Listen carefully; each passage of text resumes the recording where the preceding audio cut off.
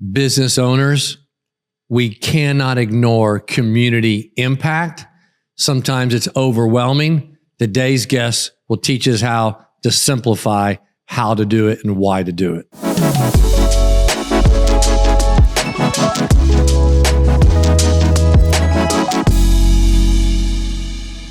Welcome to Decision Points. I'm Doug Hudson. I'm Scott Wood. Kelvin Walker, CEO of the Dallas Citizens Council. That's correct. Did I get that right? You got that right. What's up? How's the day? The day is hot. Good. It is hot. That means it's day. August in Texas is what that means, right? Summer came late. It did come late. You know, June was pretty nice. I know. And July wasn't early bad. July wasn't bad, but the hammer. We're kind of paying for it. We're kind of stuck in it now. Right now, we got 5-year-old and 8-year-old kids can't go outside for recess because it's so hot out there. And I looked at my weather app on the phone, and it's like every day's 102, 103, 104 for the high, and the low is in the 80s. Yeah. It's the low temperature that becomes problematic. It does. Like if it never really cools off. At 2 in the morning, if you took a walk, it's still 81 degrees. Yeah, that's problematic for sure. Icebox cold in the house all the time. Yes, us too. Yeah, you can't take a chance. Us too. Although we need to conserve energy from time to time. We do. Yes. That's a good plug. Yes. That's smart. Yes. Yeah, we may have to come back to that. We'll come back to that. It might be October when we can come back to that. Right. Yeah, November. Yeah, right. Where are you from? Grew up in Griffin, Georgia. Yeah. It is a big city, small town in just south of Atlanta. Everybody says they live south of Atlanta, but about 30 I went miles to south. Furman in South Carolina. So you know. No. Yeah. Everyone said I'm from an hour outside of Atlanta. It's like no Right. human is from Atlanta. Nobody's from Atlanta. That all So transients. how far is Griffin from Atlanta? About 30 miles south. Right. Due south, we have an exit on 75. Yes, you do. One exit, the Griffin exit. That's Yeah. right. Griffin is very important to Dallas. Rayfield Wright, born and raised in Griffin. Okay. We're a small town, one of those towns with one school in my day, football town. So As you come into town, is there a sign that says home of Rayfield Wright? you know what? There used to be. We've had like 40 NFL players. Wow. In my hometown. Like Including you? not me. My era was Willie Galt. Yes. Jesse Tuggle. Yeah. Played for the Falcons. Freddie Gilbert for the Broncos. Yeah, we had a few. That's good. Yeah. Willie's But I was in the band. What'd you play? Saxophone. Come on. Everybody tries out for football and then they go play in the band. This guy has some serious musical talent. Well, we should have known. Just You a should have little. brought that. Well, I sing in the choir. You do? He knows of an episode in our organization we're in where I had to sing in front of everybody, and they just chose the perfect song, and the perfect thing happened all at once. It was. I don't it believe was- and my wife set me up for that. By It the was way. impromptu, and I was like, Yeah. it is seared in my memory. It was so good. What was the song? It was "Can't Get Enough of Your Love" by Barry White. Yeah, Did you it's a sing? long story. Did you sing and did you play the sax too, like in between? No, I didn't. No, you those just two said- don't go together. My dad, who's 92 years old, will still say, I donated my instrument to my college, Morehouse, when I graduated. And he said, that really wasn't your instrument to donate. That was my instrument. He's like, where's my saxophone? He still asks me to this day. Did your dad play the saxophone? No, he didn't. He just said, hey, It was said, I his bought it at a instrument. pawn But he shop. bought it. Right, yeah, absolutely. Absolutely. Your dad's still living? Dad's Where's still he? living in Griffin. In Griffin. My sister lives there as well. So Yeah. he would not say he has a caretaker, but she checks on him every day. Yeah. Still lives independently. That's awesome. Cool. And he's 96. 92. 92. Turned 92 last month. Your mom is not with us? My mom is not with us. She died on her birthday. She lived exactly 81 years. She died in 2016. Okay. It's all good though. I mean, she had dementia. Yeah. And you know how that's sort of the long goodbye. Yeah. But she was a great lady. School teacher and counselor. My dad was a principal. So I could do nothing in my Educated. Dude, hometown. did he spank you at home and at the school? Never at school. And the funny thing is, What did he do? He just look at you and go, well, like 4 o'clock. pressure, right? It was better than the internet. If I got in trouble, it would beat me home. So I I'm just sure. knew Yeah. just couldn't do anything. Just don't go there. Just don't go there, Yeah. man. Don't He go was there. principal of the high school. Of the junior high. junior high. And so he paddled everybody. So all my buddies say now. They all say, but anyway. We were talking about that recently about like I can't remember what the conversation was or the context, but we talked about when we were asking Blake, like, did you get paddled in high school? Oh yeah. And, or, elementary school. Because I remember I got paddled in elementary school and I got paddled in junior high. I did too. And I remember like he, pulls the paddle out of the bottom drawer of the filing cabinet and pulls it out. And he's like, all right, let's go. And I'm sure we had talked about, can you even imagine if today? Oh, you wouldn't even think of it, right? Yeah. You wouldn't. No. Although, well, I want to get into it, but I know it's a dicey issue. Nobody got hurt in our era, but yeah, it's probably fraught with risk, right? Yes. But the threat of being paddled was real, more so. Yeah. Ounce of prevention. It was tougher than even actually getting it. So he's like, I don't want to be that guy in the front of the classroom where the other teacher has to come over and watch while they got whack. You don't want to be that guy. That's right. Oh, Lordy. So it's you and a sister? Me and my sister. She's we're 4 years apart. She's 4 years older. She was a school teacher as well. Everyone in my family is in education. I was in education. And I sort of have been over the years. I've taught at UT Dallas and Paul Quinn. So it's been fun. But I had grandmother, 3 aunts, 3 uncles who were either teachers or principals, my mom, dad, my sister. Wow. And 3 cousins who are now all 3 of them have retired from education as well. But yeah, they're like, what happened to our son? He just business. What's that all about? You went business. Well, I started out as thinking I'd be a doctor. I was pre-med for about 7 weeks. Okay. And after midterms of my first year at Morehouse, the head of our health careers area said, Mr. Walker, I think your future lies in business, not business. I mean, it's not a word you can say, but he said, you don't like this. You don't love it. Yeah. I was studying my butt off and I was barely making a B. Yeah. And so I made a beeline to business. To business. I had a similar experience. I was computer science until I had to turn the first computer program in, and the computer crashed. I was in the basement. And I've told the story that if I knew my parents were really rich, I'd have gotten a baseball bat and destroyed that computer. Just crushed it, yeah. I walked in the next day and I quit computer science and I went business. It was the best thing I could have ever done. It's learning. So much of that young adult is getting as many experiences as possible to learn what you don't want to do. Trial and error. Exactly. Yeah. Eliminate some options. I thought I wanted to be a doctor as well. And one summer I got to intern at this hospital that was up the street from us. And there was an orthopedic surgeon that lived across the street from us. And he was the guy that kind of got me the little internship or whatever. And so one day I'm up there and he's coming in to do surgery, orthopedic surgeon. And he says, hey, you want to scrub in and go to surgery with me? I'm like, sure. Yeah, let's go. And so I scrub in. He amputates 4 fingers off this guy the guy had gotten him smashed in a forklift. And so he amputated 4 fingers. I was like, I'm not going to be a doctor. Did you get out of there before you actually fainted? No, I didn't faint. I watched the whole thing, but afterwards I was like, no, that's not for me. Yeah. Not going to do it. There's no way I'd have made it past 1 digit. Yeah. There's no way I'd have. I mean, I watched the whole thing, but I couldn't have done it. That was it. I was like, okay, that's not for me. You're talking a long way to get to the point of being able to amputate somebody. Yeah. Tons of years. So didn't work for me. All right. So how do you choose Morehouse? What's the thought process going there? Well, it's funny. I was in a program the summer before, a health careers program for 6 weeks at a neighboring school, Clark College, now Clark Atlanta University. And I met a lot of guys the schools are right across the street. I met a lot of guys who were at Morehouse, all male school. Martin Luther King went there. It's great, small liberal arts college. And I always thought I wanted to go somewhere larger.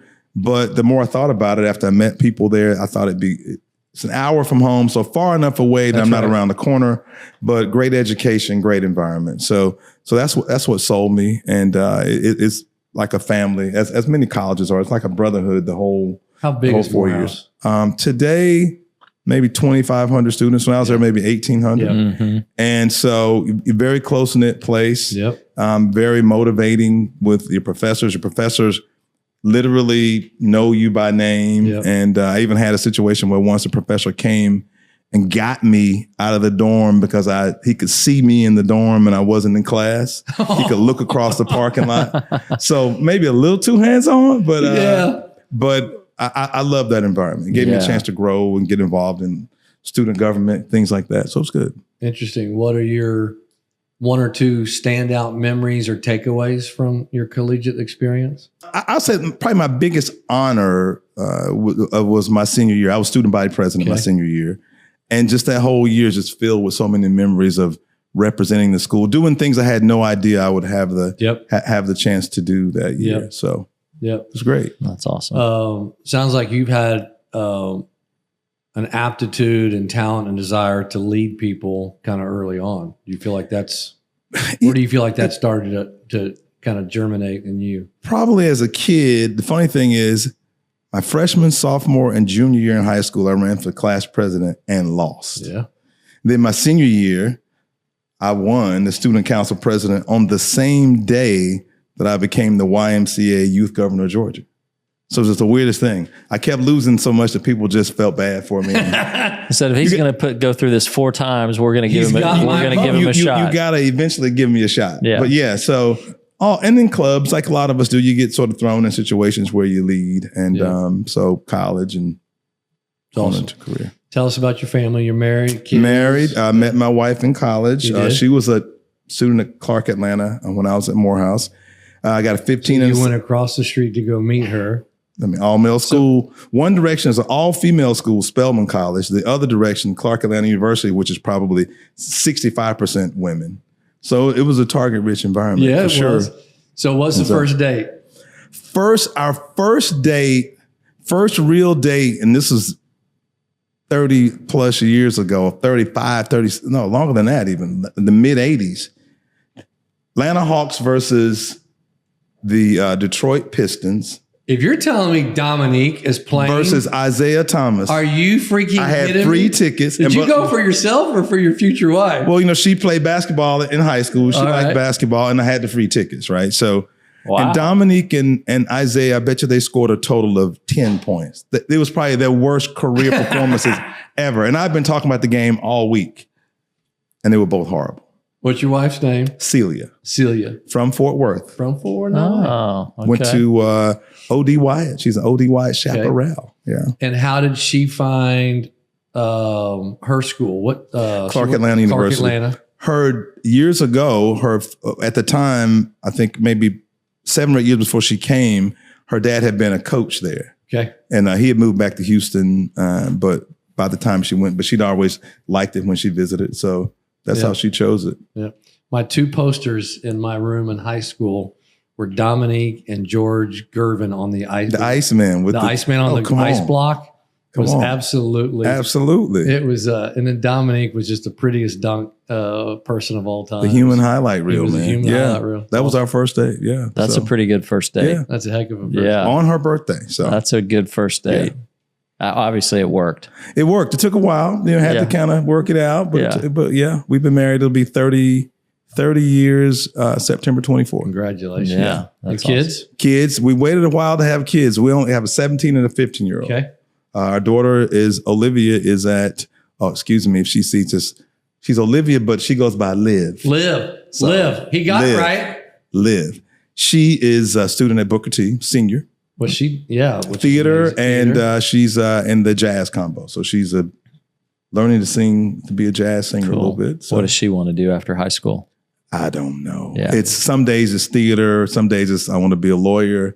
Lawyers are theatrical, so maybe we can put the two together. Yeah. And my son Kingston is 10th grader at Conrad High School, and he thinks he's going straight to the NBA out of high school. Yeah. He's 5'10", so I'm sure that's. There's a few 5'10" guys in the NBA. You can show him Spud's poster. He knows about Spud. He knows Muggsy. He can tell you about any 6 foot guard. And he's 5'6" inches taller than Spud and Muggsy. Totally. He saw Spud like maybe a month or 2 ago. He said, I thought that guy was taller than I said, I told you he's not that tall. He's not very. That doesn't happen much in these days. He's a sophomore at Conrad High School. Did they both just start this week, or they both started Monday? Yeah. So much to their chagrin. Summer's over. Summer's over. I mean, it is. All right. So you graduate Morehouse. Yes, sir. When do you and Celia get married? Right after college or not? 10 years later. Oh. So I'm a senior. She's a freshman. I go from Morehouse to business school at Northwestern at the Kellogg School. Straight through. come back, and I'm working for NCND. Yeah. In Atlanta. In Atlanta. And then she graduates and moves to New Jersey to work for Kraft General Foods. Okay. And so we kind of live in all these different places. Are you kind of dating? Or no, we're dating. You're dating. And her view was, if we break up, we're done. She doesn't say, I don't do the makeup breakup thing. She's a wise woman. She's like, and so, but we wanted to be in the same city. So for years, 6 or 7 years, we were in different cities. We finally, by 91-ish, 92, we got in the same city. We're both back in Atlanta. Get married in 94. In Fort Worth. Walk us through your decision to get to Northwestern. Yeah. You know, my parents were big on, if you're going to graduate school, go ahead and go through. Yeah. They both had masters in education. Yeah. And they said, because if you go to work, you're going to say you're going, you're not going to ever go back. And so I applied to several schools, and I visited, I think my dad wanted me to go to Harvard Business School. And they were not allowing us to go straight from undergrad. So I would have had to wait 2 years. Yeah. They put me on the 2 years deferred admit. And I said, I want to go somewhere that I really like. I visited all these schools, and University of Chicago, Columbia, others. And the people at Kellogg were just a lot more fun. Mm-hmm. Yeah. And I thought, it's business school. Yeah. I do want to enjoy that. I don't want it to be drudgery. It's all about teamwork there. It's all about kind of the overall process of both marketing and the whole strategy piece. So I said, let's do it. I had an idea I wanted to do finance and maybe be a banker or something like that, but I just felt like it was the right environment. The only thing I misjudged was how cold it is in Evanston. Yeah. Well, and I love, clearly you're incredibly smart, because he didn't mention, like, you know, I don't even want to mention any names on the podcast, but your choices were all really, really strong. Mm-hmm. Well, you know, I had the influence of particularly Morehouse as being kind of this place where you see the guys ahead of you, kind of like your big brother. Yeah. And so I knew all these guys. Oh, this guy's at Columbia, this guy. So you hear all the people talking, and your list gets shaped by the experiences of the guys who come back and say, hey, I'm a first year at Wharton, or a first year at University of Michigan, or wherever. And that was really how I chose my list. My oldest daughter was accepted to a school in Chicago, and in their welcome kit, they sent a pair of gloves. Mm-hmm. And I don't know if anyone's listening, or maybe, I don't know if it's the dumbest marketing move or the smartest one. Mm-hmm. She said, it's so cold there, they sent me gloves. And she hates to be cold, and her hands are always cold. She said, I'm not going there. Yeah, it's probably, you just wait for it. I mean, most of the schools start there in September, late September, because they want you to enjoy the whole summer. We started like the third week of September, and I thought, gosh, this is late. Yeah. But you realize it's beginning of fall, and then boom, cold weather's there. Yeah. You just need to be hunkered down for the next 5 months and being indoors where the heater is. So, so walk us through, you graduate there. How are you starting to shape those early decisions in your career, and where do you go? Well, I thought for sure I was going to New York. Right? Okay. I'm like, got an MBA. Yeah. All the banks going to want me to move to New York. And I had a couple of offers in New York, like the old days of what is now Chase, but Chemical Bank. Yep. Interviewed actually with both of those, and Continental Bank, which ended up being part of, I guess, probably part of B of A now. But when I went to NCNB, it's the wisdom of a mother, right? I was going to not go, because I'm thinking, I'm not living in Charlotte. I mean, I'm a big city guy. And she said, you committed that you were going to go take the second interview, go take it. Take the interview, meet a lot of nice folks. And at lunch. In Charlotte, at lunch, Hugh McCall, who was the CEO, walking by in the company corporate dining room, and he had my resume, because he had a free lunch. He had written all these notes on the back. And so he sits down. I mean, I seen him in a picture, but I didn't know the guy at all, right? Never met him. And he interviews me for maybe 30 minutes. And then he gets up and shows me because it's like the 40th floor of the building. Were you scheduled to meet with him? No, or that was just random. He would always call down to HR and say, hey, who we got today? I'll drop by some of these tables and say hello. Which is a cool move. It is great leader. It's a great leader. Great leader. And so I ended up chat with him for about 30 minutes, and we get up, and he's showing me different places in Charlotte from the window. And he says, well, you can go back down to HR and you can head on home. And I'm sitting there thinking, I got another full schedule. And so I said, okay. And I'm looking a little strange. He said, you got the job. No way. Literally, he just offered me the job. And I said, why go work anywhere else? Well, yeah, said, you had a champion from culture, day one. absolutely.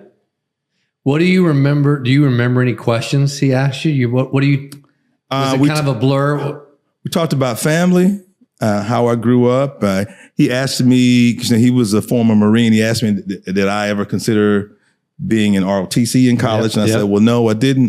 The high school I went to, ROTC was mandatory. It was. In Georgia in those days, in the kind of late 70s all the way through the mid 80s, you either had to be, there's only one or two ways to get out of it. So you had to do at least 1 year, but my high school, you had to do 2. Wow. And we wore uniforms Tuesday, Wednesday, Thursday. So we talked about that. At Griffin High School? Yes, ROTC. We were a gold star school. Wow. So tons of guys would go, if they didn't go to college, straight to the military.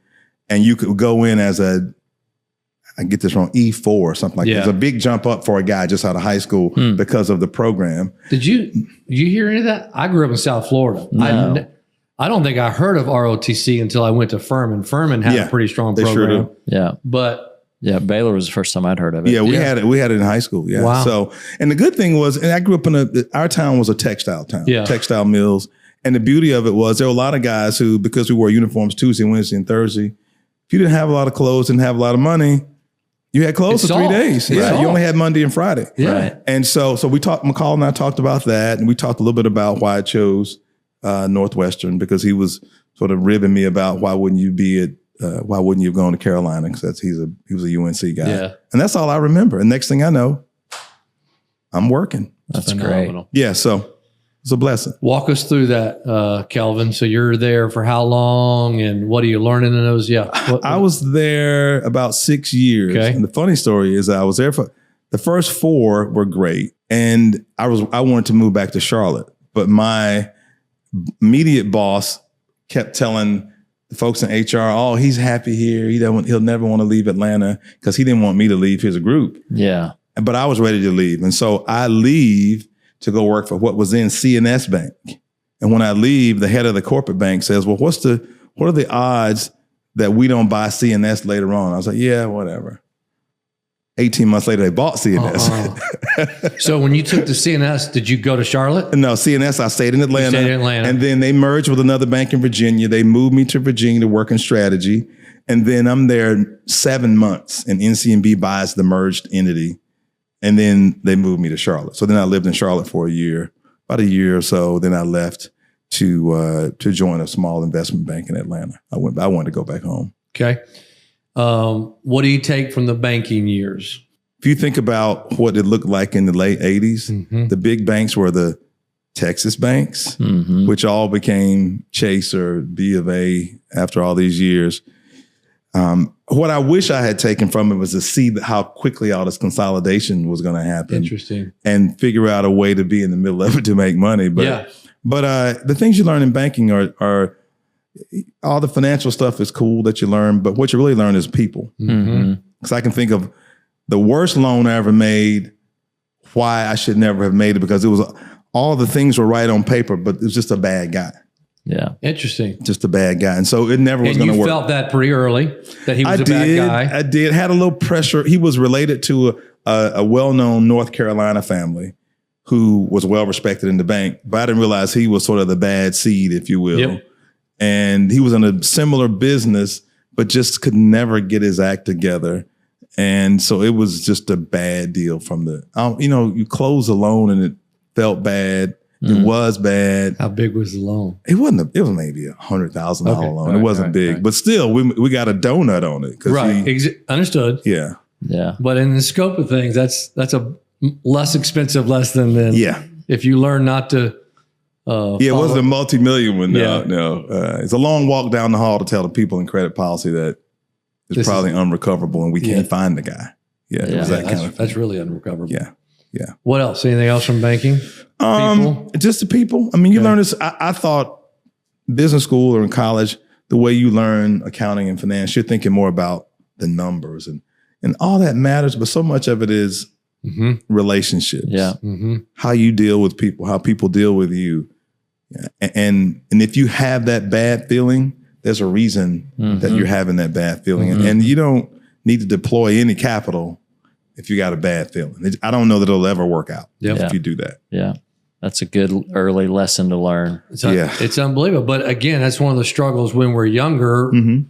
We're almost don't have the confidence to trust that gut. No, you're trying to move up and you want to do deals and all that kind of stuff. But you learn quickly, slow down a little bit. Yeah, it's good. So what's the transition to Atlanta and that group? How long are you there and what are you learning from that experience? I leave there to go work for a small firm called Pryor McClendon Counsel, sort of a muni investment bank mostly. But they hired me because at my last year at the bank, I worked during the thrift crisis. NCNB or Nations Bank was buying all these failed thrifts. This firm was advising the FDIC on how to get rid of the bad assets. And so I did that for 3 or 4 years in Atlanta. Very exciting time. Worked out here in Texas some. We sold some assets with the Prentice Properties guys. We sold a bunch of stuff to the Bass family and to a lot of other of the sort of Texas-based firms. And then toward the end, our firm was acquired by another sort of investment bank and money management firm, Mesereau, out of Chicago. Worked with Mesereau for a bit, and they moved me to call on private equity funds, which kind of transitioned me to Dallas. Because John Ware was leaving the city of Dallas, and he partnered with Tom Hicks to start a smaller private equity fund. And through mutual friends, I got to know John, and John hired me to help him start his effort called 21st Century, which moved me to Dallas 25 years ago. It's 25 years ago. Yeah, we moved here in 99. Well, I moved here January of 99. My wife was holding on in Atlanta, even though she's a Fort Worth girl. Yeah, exactly. But we finally officially moved probably August of that year. But I was already here working. Yeah. Those kind of resolving the thrift situation, those 3 or 4 years, what were you starting to learn about business and to be on the buy side? Honestly, I mean, the first transaction I worked on with a group, some ex-Drexel guys, we were partnered with them to sell a bunch of assets out of Great American Savings Loan out of California. And we sold them to a group that was funded by GE and the Bass brothers. And what I remembered is we sold them, call it at 40 cents on the dollar. And, and in those days, the government was seller financing most of it. So we had to just bring a little bit of money, Treasury plus 200 for the seller financing. It's the best deal of all. We got a nice fee, but so on one floor we're closing. We sell the assets. On the floor beneath us, if it was either GE had hired the same law firm, a different group, to sell enough assets to pay for at a market price to pay for the entire pool of assets. And so they sort of owned the rest of them free and clear. And so I was sitting there thinking, I got this all wrong. I got to figure out a way to be on the buy side. And not be on the sell side. And so ultimately that was what led me to have interest in private equity, and came here and we raised a couple of funds, investing in middle market companies, had a lot of fun. Unfortunately, John Ware passed away in 2010. And as we were finishing that fund out, I ended up taking our team to join Bob Johnson's private equity firm in DC, but we were headquartered here in Dallas. And is that RLJ? RLJ, that's RLJ. Because you were managing director there for how many years? About 5 years. Okay. Walk us through that journey and takeaway, and what did y'all focus on? The focus is more on, I'd say, light industrial and business services. They're still doing well. I'm still investing with them. I enjoyed the experience because I knew all of them. We had co-invested together before on one successful transaction and looked at hundreds together because their managing partner was a guy who went to college with me at Morehouse. And so we'd always agreed we'd look to do things together. I think that my challenge became, as my kids were getting older, I needed to travel, but then I needed to be in the DC office a lot to be with my partners, right? Some of this you can't do by conference call when you're resolving issues around the partnership, compensation for the team, all those. You need to be together. And I was the new guy, so I wanted to make the effort to be there. We had one guy in LA, and then we had a small team here and everyone else in DC. And it just was getting to be taxing to always get the video of, the video of my son playing baseball, and my wife's like celebrating. So the video's all or the camera's down here. I'm like, wait a minute. And I see he's already crossed home plate by the time the camera comes back, or my daughter in a play, and I get to see it. Maybe she's going to do it 5 or 6 times, but I can only see it once. Yep. And I think the other challenge was I was beginning to be involved in a lot of civic activities. I was in the salesmanship club.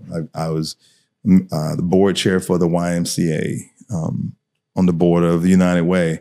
And all of a sudden I felt like I wasn't dependable because no matter what I said I was coming to, something comes up. When work calls, you gotta go. And so that led me to think about maybe I should think of doing something different so I can be home more.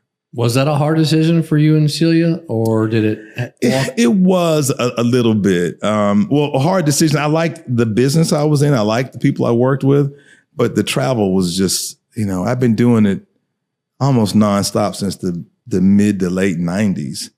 And when it was just the two of us, it didn't matter as much because she traveled a little bit for work. She was working for Dr. Pepper for years. And so many times we could end up in another city. We had no kids and say, hey, let's just stay in New York. Yeah, now that's fun. That's fun. Yeah, but start having kids and you want to be there for them. And just after a while, it's just the wear and tear of, man. Mm-hmm.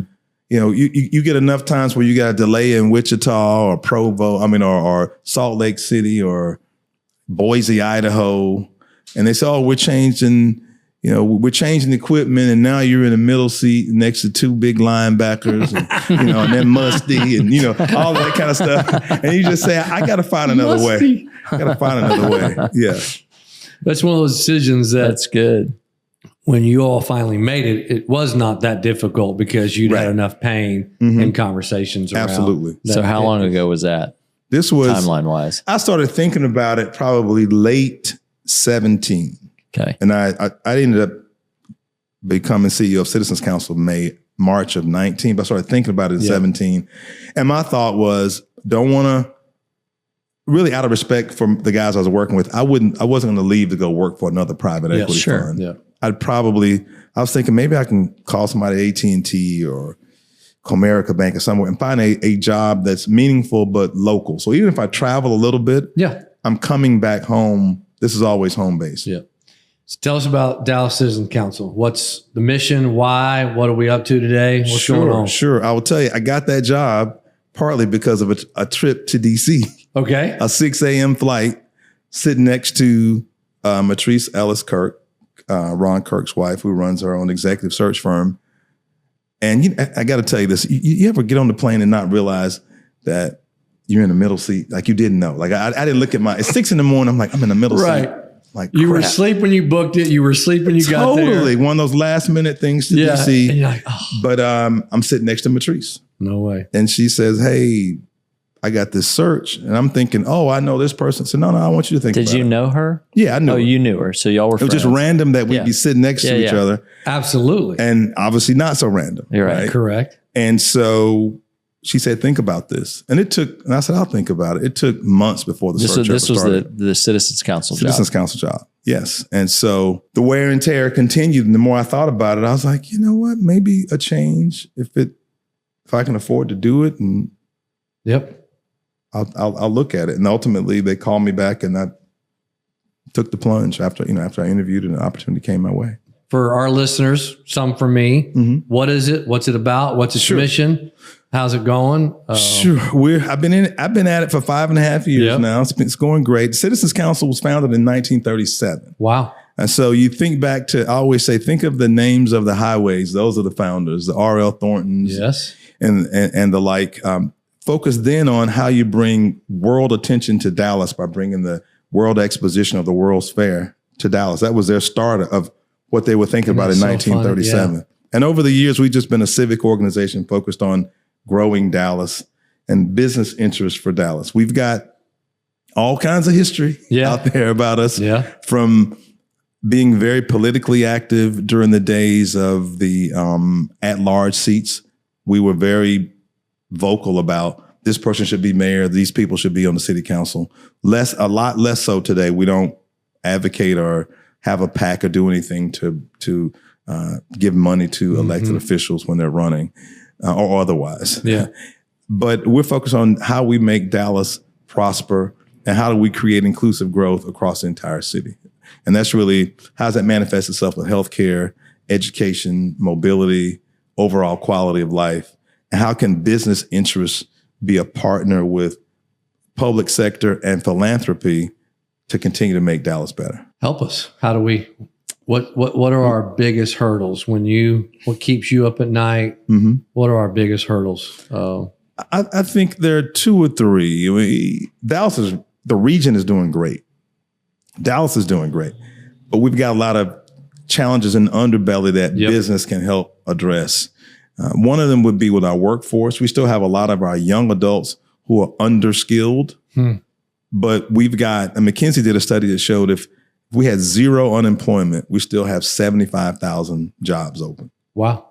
And so that's because we've got people who are underskilled. We got to get a young adult, some of our young adults who aren't college graduates, into more certifications, not our high schoolers, but the ones that are 5, 6, 8 years out. How do we get them skilled to get in what we call the value added part of the economy, where they can make a living wage, which I think in Dallas County is $55,000. So I think so a lot of that is getting companies to think more about apprenticeships. I think companies a lot of times say, well, just tell them to go to Dallas College and you can go pretty much for free. That's great. But the person that's working that $10 an hour job at Wendy's can't quit. They need that $10 an hour job to survive long enough to find an opportunity somewhere else. So we've got to figure that conundrum out.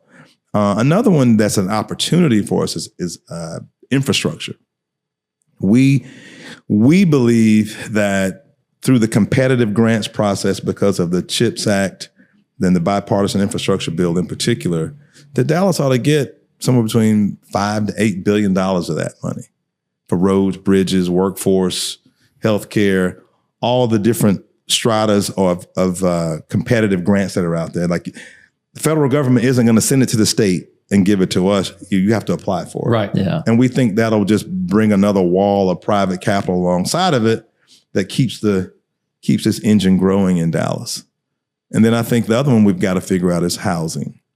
Our big competitive advantage forever was so much cheaper to live here than being in Boston, New York, or LA, or San Francisco. But that's narrowed. And I don't think we have the availability of housing stock. I mean, you think about young professionals who are first job out of college and they're making, I don't know, $60,000, $70,000. Where are they going to live? Yeah. And certainly you say, where would they buy a house? It wouldn't be in the city. We've got to find ways to make sure we create more affordability of quality housing stock. How do business owners, how do we help?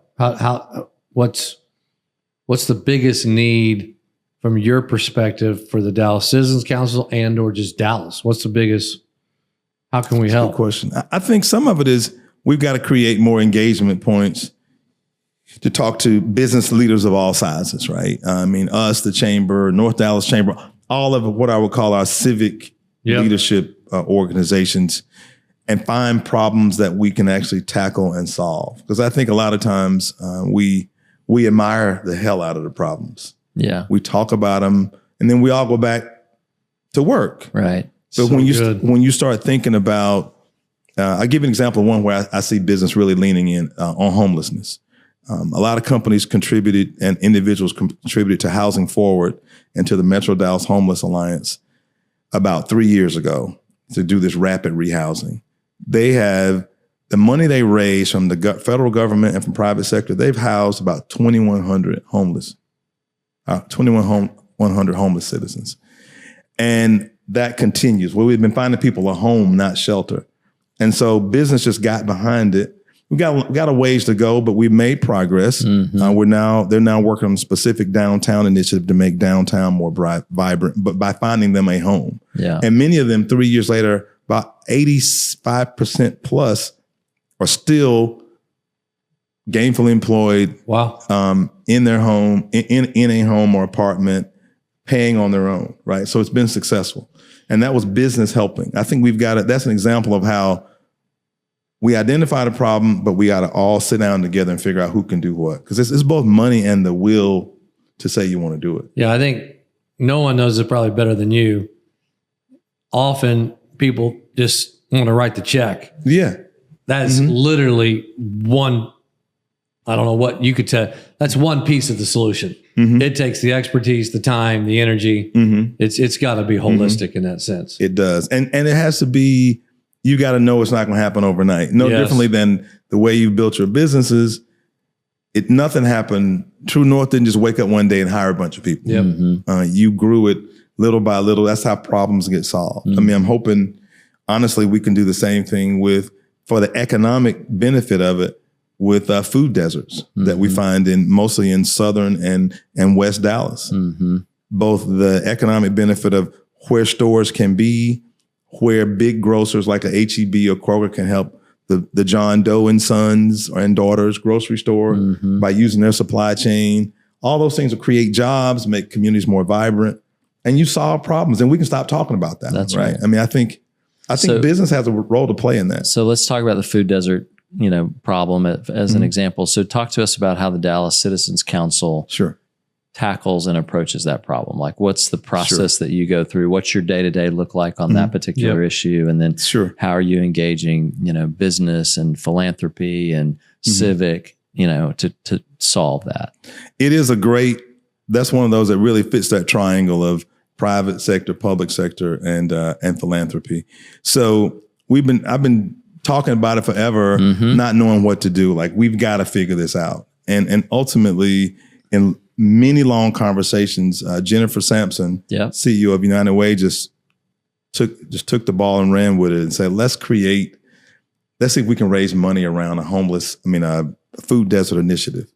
And so we had our first summit, partially sponsored and funded by Hunter Hunt and Chris Kleinert and Ashley Kleinert, because they thought about this issue a lot as well. Plus, the city's been very interested in how they could be helpful. And so the idea is we're going to raise a fair amount of money, led by United Way doing that, but raising money from businesses and individuals to say, let's have both some sort of challenge grants maybe for people to say, what works in your neighborhood? How do we kind of create a genius grant, if you will, for someone to say, I want to solve it for this 25 block area or 10 block area, as a way of saying, and invite grocers in to say, what will you do? Not what can't you do? What will you do? Is it lending your supply chain? Is it you're going to do pop-up stores? What is it that we can do so that folks aren't driving 7 or 8 miles to go to the grocery store? And almost irrespective of income, there's something you can do in every neighborhood to make sure it's easily accessible. And so our role in that is to just be sort of say the business community is in. And I can speak for our 125 companies and the CEOs or the members to say, look, I'm committing us to being involved in this. We'll probably give some money from the Citizens Council, but we'll also be a friend raiser and fundraiser alongside to say, let's bring all the right people in the room, be it developers or otherwise, to make sure we can make communities more vibrant. So let me hear, because I want to get this, I want to understand this. Dallas Citizens Council, and therefore your role as CEO, is to take these core critical city opportunities and go to the private sector and say, we need your money, time, and expertise to get involved to help solve these 3, 4, 5 problems. And sometimes it's literally just advocacy, right? To be able to say, if I can have the right firm saying this is important, it wakes up other either philanthropic interest, or it wakes up elected officials to say, okay, this is important. So let's focus on it. I mean, we're engaged at City Hall on certain things.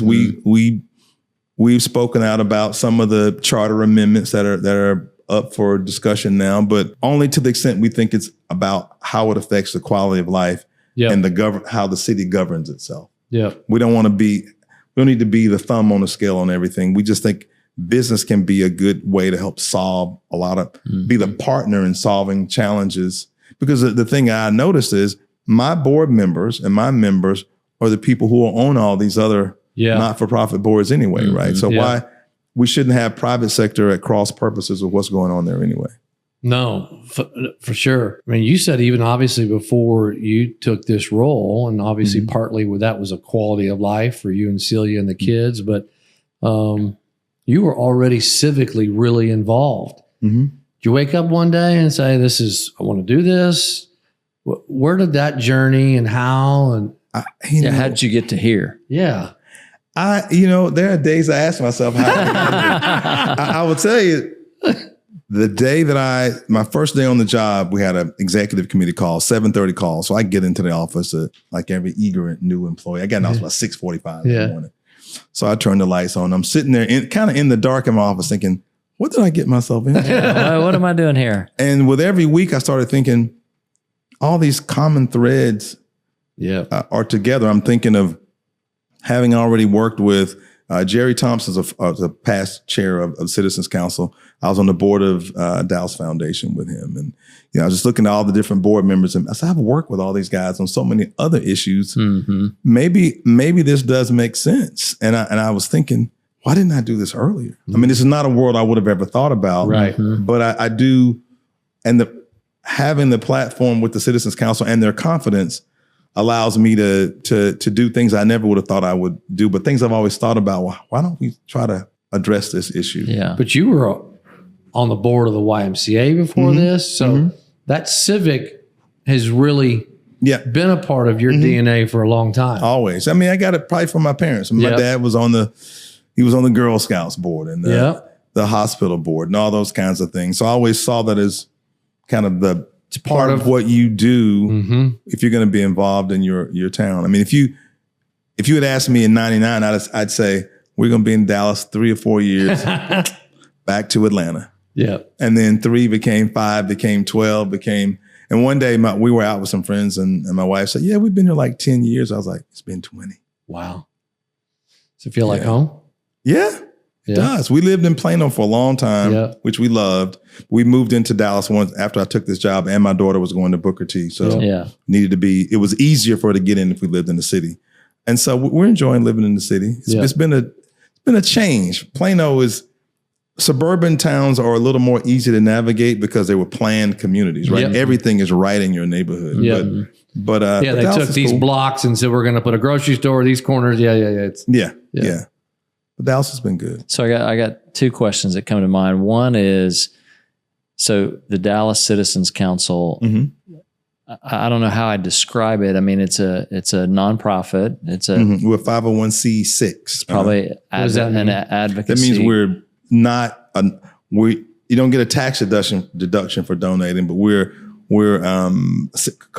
a civic organization. Okay. So you get a different designation. I mean, would you call yourself an advocacy group? I'd say civic/advocacy because And so then, like comparable organizations in Dallas Fort Worth, would those be the chambers primarily? I'd say we're partners. We're partners with the chamber. Dale Petrosky would say that, and I think this is a bad analogy in today's world. He'd say they're the House and we're the Senate. I was like, dysfunction. We don't want that, right? But I get it. They're much larger. Yes. I'd say they're a good partner organization. North Dallas Chamber, the Real Estate Council, a DDI, Downtown Dallas Inc. Okay, I think we're working better together over the years, because everybody's got their own agenda, right? But so much of it, there's a whole lot of commonality. Correct. It's finding that common ground. Let's go attack it together. Absolutely. And then the city government, the mayor and the city council. I mean, how engaged are they with you?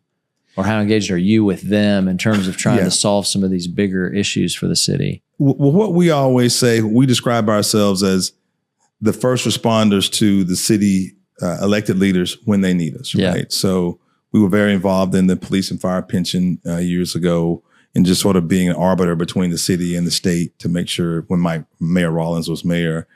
During COVID, we spent a lot of time with the city manager and Judge Jenkins trying to help him figure out which industries were essential and how you might bring them back. I was on a call every morning with them almost for weeks. Mm-hmm. So I'd say we want to be that responder when they need us, but always under the guise of we want to help create a more prosperity be shared more broadly. I mean, this city has blossomed and tons of people do well, but we still have a lot more people we want to bring into that. And there's an economic imperative to it. It's not just a social good. Mm-hmm. I mean, it really makes this city a better city economically if we can do that. Yeah. Yeah. So now you've been in the seat. I actually have 3 questions. Now you've been in the seat. No, I'm done. No more questions. 5 years-ish. 5 years, right? 5. Uh-huh. And like another 5, another 10, another 50, or is there some, and you know, you don't have to answer this if. No. Another 5 if they'll have me. Yeah. I so think you enjoy it. You like it. I enjoy it. It feels right. It feels right. I've had a chance. I can sort of scratch the itch of other kind of business interests. I've had the chance to serve on the board of Encore. Mm-hmm. And so I have a chance to have some corporate board experience, which is a little bit of in keeping with a lot of the private equity work that I've done. So in a way, I kind of keep my foot more in the private sector on some for-profit things, but day-to-day Citizens Council it's very enjoyable. Yeah, that's great. A lot of fun. Does Mayor Walker? Oh, no. Why? No. First of all, I'll tell you, when I was a teenager, if you'd asked me when I was 15 or 16, I'd say absolutely I want to be governor of Georgia. Yep. For sure. If I can't do that, when I was in college, I thought maybe someday I'll be mayor of Atlanta. But you get close enough to the political campaigns and I was thinking this years ago before you think of the scrutiny. Today with 24-hour media coverage and cell phones and social media, I wouldn't want the hassle for my family. I really wouldn't. It's such a conundrum, Kelvin, that, and I feel like I heard this 30 years ago, and I don't want to take us too far down a certain path, but it's like if the quality people are so, and this goes for me, it goes for him, goes for you, if none of us have any, just do not want to pursue it, then it's going to go to the lowest common denominator. True.